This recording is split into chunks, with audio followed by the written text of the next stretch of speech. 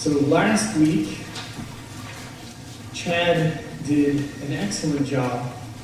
Just to give a quick review, he went over the passage immediately after Jesus gives the parable of the sower. Jesus goes on to give another very brief parable, and he says, no one lights a lamp and puts it under a jar. And I think Jesus is saying a lot of things there. He is saying that God didn't send me into this world not to tell the truth, just like God, no one lights a lamp and covers it up. God didn't send his son to hide the truth or to just be in the world and not accomplish the mission that he was sent for. But he's going to do that regardless of how people react to him and whether or not people can understand the full depth of what's going on. And then he goes on to say one of the odder things, and we'll get deeper into it later on because he repeats it in another parable, but he says, to those who have a little more will be given, and to those who have not, even what they think they have will be taken from them, which is a real head scratcher. But if you think about it in terms of understanding who Jesus is and what he's doing as the Messiah, you can see how that makes sense. To those who have been given or have a little bit of a glimpse of the kingdom or a little bit of an understanding who the Messiah is, more will be given. They will be able to see more. But to people who don't, then they're in a hopeless situation. And then finally, he says, when he is told that his mother and brothers and sisters are looking for him, in a passage that the sort of troublemaking part of me really wanted to preach on Mother's Day, but I didn't. Says, who are my mothers and brothers and sisters? And he tells his disciples this sort of odd thing that his mothers and brothers and sisters are actually not nearly as important as the people who are in the kingdom. And that is where his true family is. And this is a really shocking thing to say, because in that culture especially, family was the basis of everyone's social group. It was the most important group of people in that culture. If you think of it as sort of expanding rings, you had your family, and then you had your brothers, and it was you and your brothers against everyone else, and then beyond that it was you and maybe another circle of your cousins, and you guys were the unit that protected one another from the larger world. And so to say that this other group of people who are not your blood are more important than your family it just wouldn't have made sense. But this is how important the kingdom of God is that it rearranges these relationships and these priorities. And Jesus is saying, no, actually, the people who are more like my family are those who know God and do his will. Now, at this point in time, we get to one of the sort of most famous stories about Jesus, but I think it's an easy story to misunderstand. And as I was reading it and thinking about it this week, I was reminded of my cousin Chris. And those of you, this is going to be hard for me, I might choke up a little bit, but some of you know this and some of you probably don't, but our son Chris is actually named after my cousin Chris, who when he was about 45 or 46 years old was diagnosed with cancer. And I remember the diagnosis coming in and being pretty surprised and worried, but thinking, well, Chris is young and strong and healthy, and he's going to be fine. And it started out because he started having a lot of stomach pain and difficulty digesting food, and they found that he had a tumor that was connected to his small intestine, right where the small intestine connected to the stomach, and that this was causing an obstruction. So I remember on my great-grandmother's 90th birthday, Chris wasn't there to celebrate, even though we had this big, huge family party, because he had just had surgery to remove this tumor. And the attitude and the idea was that, well, it's really sad, it's a bummer that Chris isn't here, but this is the beginning of his recovery. he's going through this, and then he is going to be fine after this. And then I remember 5 or 6 months later hearing the news that the cancer was back. And all through this time, I remember myself praying, and of course, my aunt and uncle were praying for their son without ceasing. And we were calling out to God, and we're asking him to calm this storm in our lives. We're asking him to intervene and to heal Chris. And it almost seemed that despite our prayers, this storm just built in power and intensity. Chris had chemo, and it seemed to affect the tumor, and then a few months after that, the tumor was larger than when it started. Again, this is a man, he's 47 years old now. He has 2 sons, one a senior in high school and one a sophomore in high school. And we prayed for him often and all the time. And every few months, it seemed we were presented with a new hope for Chris. After his first round of chemo, it seemed like things were going well. And then we find out again that the tumor has grown, and so they start exploring surgery again. And then, as it seems like, well, the surgeon's optimistic that, this time they can get the tumor. Oh, well, wait a minute. It's connected to the blood supply that feeds the entire stomach and intestine, and that no surgeon will touch it, because there's a chance that if that is damaged, they would have to take all of his intestines, and that he would be on a feeding tube, and that is not a risk that any surgeon wants to take. We go on like this for months, more radiation, more chemo, and though I felt this storm around me, I can't even hardly imagine how his wife and children felt, or how his mother and father felt through this time. And finally, Chris finds a surgeon who is willing to do a radical operation. This surgery will be like he is having every organ below his diaphragm transplanted. The surgery will take around 30 hours. It will be supervised by the best transplant surgeon in the world.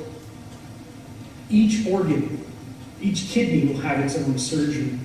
His liver will have his own surgeon. His stomach, his small intestine, his large intestine, everything will have its own surgeon. They will remove every organ from his body, wash the outside of it down with chemotherapy drugs, and remove the tumor that they found. Well, Chris went through this surgery, and in response to our prayers, he lived, and he recovered from that. But then, about 4 months after that surgery, we get the news that the tumor is back, and it's larger than ever before. And this storm that raged around Chris and his sons and his wife and his parents got ever more intense. Well, if you have your Bible, and I hope you do, please turn with me to Luke chapter 8. We're going to look at Luke chapter 8, verses 22 through 25. Again, that's Luke chapter 8, verses 22 through 25. One day, Jesus said to his disciples, "Let's go over to the other side of the lake." So they got into a boat and set out. As they sailed, he fell asleep. A squall came down on the lake so that the boat was being swamped, and they were in great danger. The disciples went and woke him, saying, "Master, Master, we're going to drown."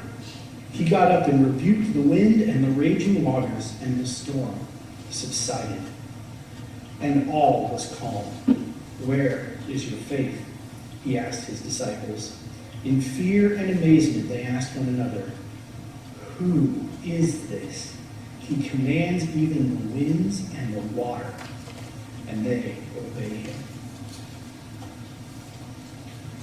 I'm pretty sure we've all heard this before. And it begins by describing that one day Jesus says to his disciples, let's take this boat and go to the other side of the lake. And they do. And I think it's important to start out first by maybe considering who he's with. Because it says his disciples. And that is a term that is not always as precise as we might like it to be. Because sometimes when Luke uses his disciples, he means the 12. It's also, based on this context, it's possibly he's talking about the 12 and then the group of women who are now following him around as well, and they're disciples of his. And sometimes when Luke uses this term, it means that. And sometimes it even means this larger group of people who are following and listening to his teachings. So it's kind of important to think about who is this? Well, based on what's going on in the fact that it was probably not a very large boat, it's hard to imagine that it was more than the 12 disciples. So I think that's who he's talking about here. It's the 12. They're in this small boat and they're heading across the lake. Now the lake is, of course, the Sea of Galilee, and I've never been there, but looking at pictures and reading about what it's like there, it's not hard to see how a storm could arise there and be very violent. The Sea of Galilee is actually 700 feet below sea level. So it's a place where it's surrounded by big hills and it's very low, and we know that places that are below sea level tend to get very warm. Well, also on the east side of this lake are very tall hills with narrow gaps between them. And so when cold air comes west across that, it's channeled into these narrow valleys between these steep hills, and it collides over this lake with warm air that naturally hangs over it. And any meteorologist will tell you that is a recipe for severe weather. And not only that, it is a recipe for severe weather that can come about very quickly and unexpectedly. And so what we have here is we have this spot that is prone to these things, and though Jesus and his disciples set out, and we have no indication that they had any worries that there was bad weather on the way, as often happens in life, bad weather finds them quickly and unexpectedly. And Luke says it's very dangerous. So here they are in this boat, and Luke continues, as they sailed, Jesus fell asleep. So Jesus isn't worried, of course. A squall came down on the lake so that the boat was being swamped, and they were in great danger. His disciples went and woke him, saying, Master, Master, we're going to drown. So this storm comes up quickly, and Luke says it's very dangerous. He's not taking the attitude that the disciples were never in danger or anything like that. The danger is real. It's not just a show to make them fear, to see if they trust the Lord. It's a real storm. It's really dangerous. And there's a little bit of irony here in that here's this boat filled with the disciples, and several of them were very experienced fishermen who would have known about storms and probably been in storms, and they're turning to their teacher, who's a carpenter, for help and rescue on the water. But we also have to realize that for ancient Israelites, for ancient Jews especially, the water and the sea was like the personification of chaos, and maybe even evil. If you think about the story of Jonah, one of the points that's being made there is that Jonah is fleeing from God into a place of great danger and chaos where evil is said to have lurked, and where good Jewish people just don't go by choice rather than being obedient to God. So the sea and the water is a place where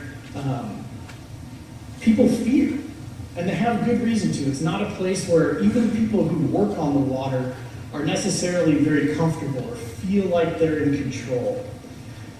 And it's important to remember this because the way that these disciples and their culture around them would have seen the water was as a place where they were not safe and they were not in control. And in fact, evil has a lot of power there. But on top of that, they also know that God, and only God, is the true master of the seas. And so they have all this going on in their mind as this is happening. So the disciples wake Jesus and they say, hey, we're going to drown. You got to get up and save us. And so he does. It says he got up and rebuked the wind and the raging waters. The storm subsided and all was calm. So Jesus with a word calms this storm.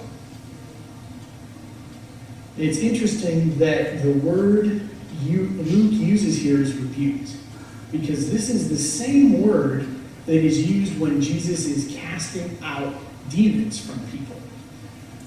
Luke is making the point that this storm, though it is a storm, that it is elements of nature, that behind it there's something malevolent. Behind it there is an attempt by the evil one to disrupt the Messiah or to harm his disciples, to attack them. And when Jesus confronts this storm, he confronts it as though he is confronting a personal evil, not impersonal forces of nature, not simply the result of weather, but the result of an active and intentional malice. Now, I think it's important that we don't see a demon behind every rock, that we don't attribute to malevolent evil every obstacle in our life or everything that we're faced with and overcoming. But it's equally important to understand that there is an enemy out there, and that the enemy works with and through and by these things often to cause suffering and fear and death and pain. And as Jesus rebukes this storm here, he is he's demonstrating his authority over these things. And he is also saying that whether your fear comes from, whether your source of fear or danger comes from the world around you and the things that look like happenstance, or it comes from the active working of evil, I am just as in control. I have just as much authority over both. Now, after he confronts this evil and calms the storm, he turns to his disciples and he says, "Where is your faith?"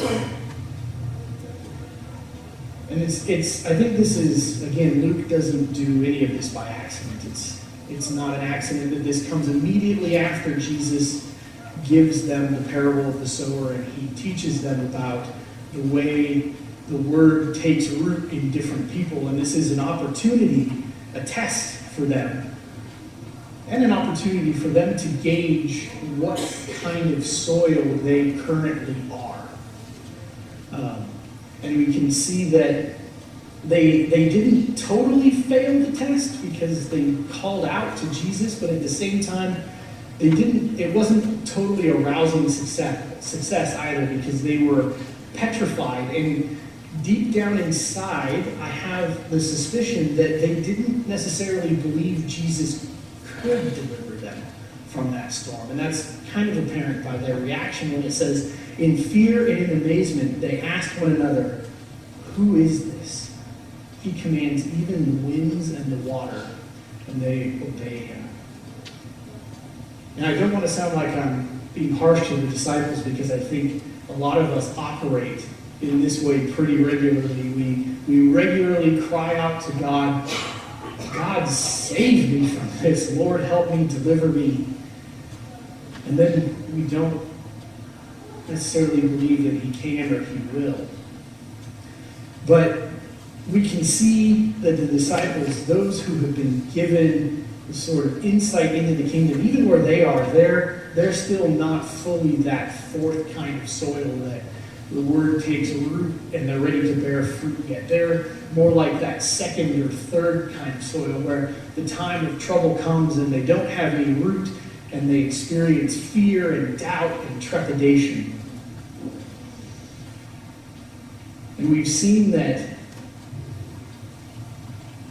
Jesus is revealing even more and more about who he is by this. We've seen his miracles, in a sense, grow in their scope and their power.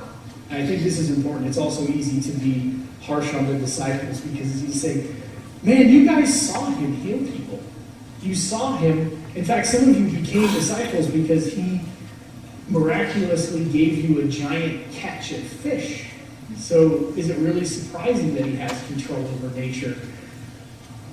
But we can also see that he's revealing more and more. We've seen he's exercised authority over smaller things, and now, maybe for the first time, he's revealing just how fully his authority extends to the cosmos. It's a new scope that he's revealing to them. And they're in this place where I think a lot of us live our lives where we believe but we don't believe, where we want to believe, but then when God actually does something amazing, we're shocked and amazed. And I think one of the main points that the disciples are to take from this, and that we're to take from this, is that we need to be aware that God is absolutely, completely, 100% sovereign and in control of everything. Because the point of this story and the point of Jesus calming the storm is not that Christ is going to fix all the problems in your life miraculously. He is not going to calm the storm and remove you from pain or suffering or even from danger. But the point is that you're safe and you will be okay even if the worst happens. That's his point. He's demonstrating to the disciples that this storm, in all of its fury and power and its fearsome might, is not more powerful than me. And that even if the worst thing happens, it only happens because I allow it. And you know what else you know about me? I'm good. And that I will not allow you to be destroyed, even if calamity comes upon you in this life. Jesus was no less in control. He didn't have any less authority over the wind and the waves and the storm before he spoke and rebuked them than afterwards. He was in complete control before. He was in complete control afterwards. And he still is in complete control now. So when I think about my cousin Chris and the prayers that we prayed throughout his illness, I'm reminded and I am inspired by his example. Because as he prayed for healing, and as he prayed for God to calm the storm that raged around his family, the storm of fear and doubt and immense pain and suffering on his own part, he never doubted that God would preserve him through it, even if he died. And I remember talking to him in his last days, and the sadness that he felt was not self-pity. He was sad because he would not be able to be there for important moments in his boy's life.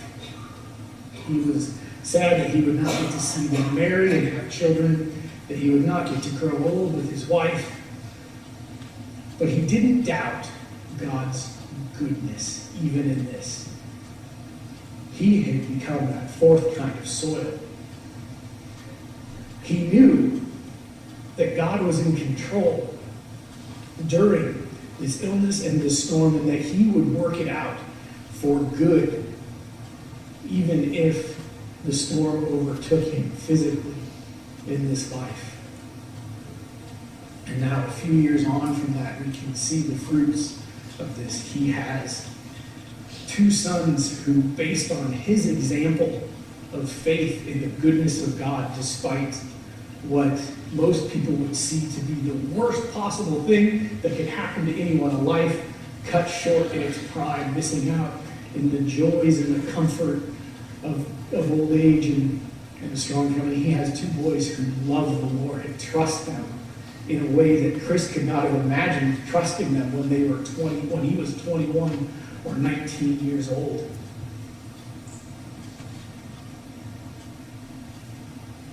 A deep faith in the goodness of God can make us fearless. Now, I know that there's this nagging objection that some people make. It's like, is this just wishful thinking? Are we just looking for comfort? And to that, I'll say that the troubles of life will overtake you no matter what. We cannot escape of our own power, pain or suffering or fear, injury, illness, death, heartbreak. We cannot escape any of these things except for faith in God. And I have faith that the things that are written in this book are true because the people who knew Jesus, these men in this boat who feared so much for their lives despite being in the company of the Savior, watched him, followed him for the rest of his life, and they saw him die. They saw him rise again. And they had enough faith in what they saw to go to their own deaths rather than say it wasn't true. So we have this life all around us that is full of fear and pain and trouble and sadness and loss. And there's nothing we can do about that except cling to something that these people regarded as so precious that they were willing to dive into those troubles in order to pass it on for our sake.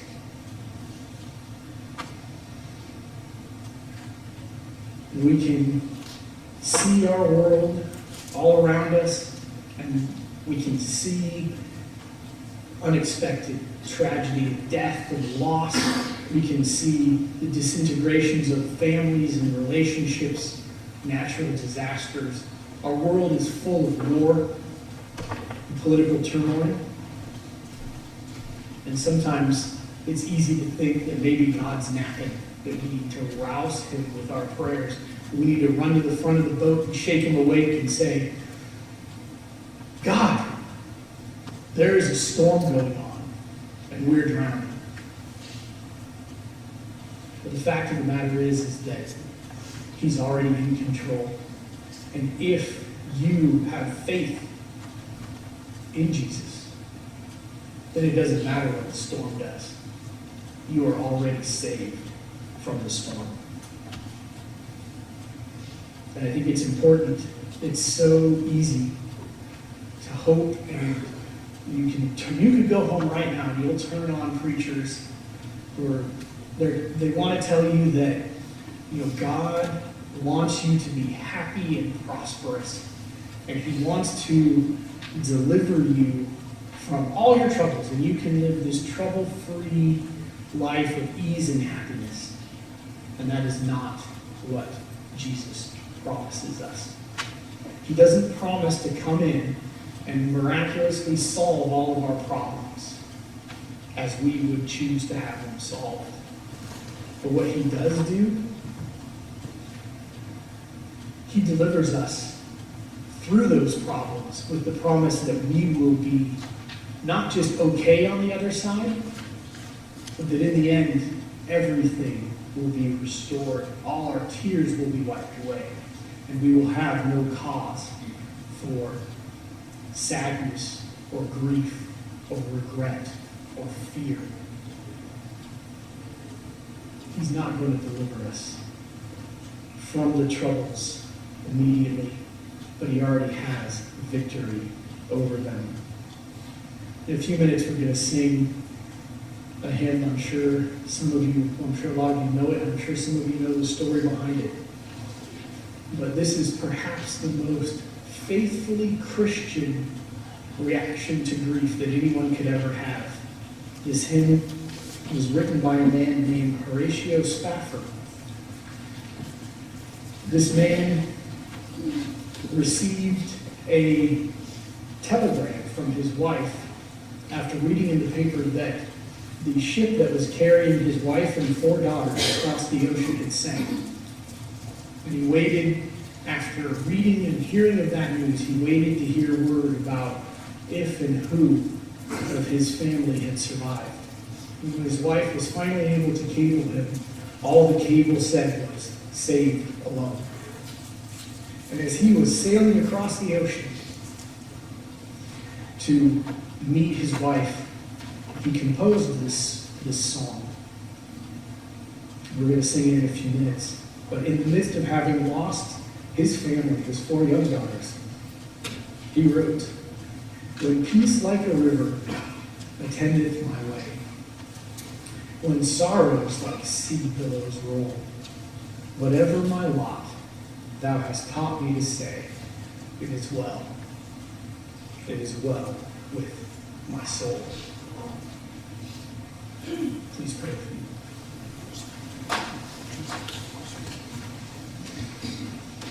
Father, I pray now that you will help us to trust you, and trust your Son so much and so fully that we are prepared to weather the storms of this life.